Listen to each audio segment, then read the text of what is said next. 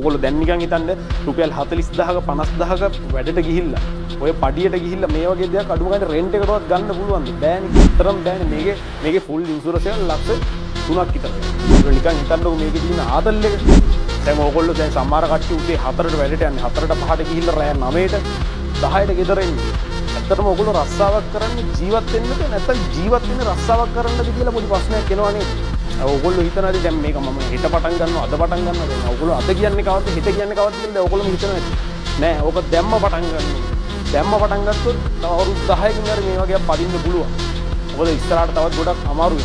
වෙනස් යා රුපියල් 40000කට 50000කට ඔය ජොබ් එකේ ගිහලා වැඩක් නැහැ. ඕවා ඉන්න කම්පැනි වල අයිතිකාරෝ ඔළුවට දානවා ඉතින් කට්ටිය වැඩ කරන්න ඕනේ මේවා ගන්න මෙහෙ වෙන් කරගෙන වැඩ කරන්න ඕගොල්ලන්ගේ පෞද්ගලික දේවල් වල නිවාඩු ගන්න එපා කියලා ඔය පයිලා ගහන්නේ ඔක්කොම උඹලගේ වැඩ ගන්නවා විතරයි. මේක හින්දා මතක ඇතුව ගේමක් ගහපන් මේක අපි දිනන්න ඕනේ ගේමක්. මේක අපි අනිවාර්යෙන් ගහන්න ඕනේ. නැත්තම් ජීවිතයක් නැහැ මෙතනින් එහාට.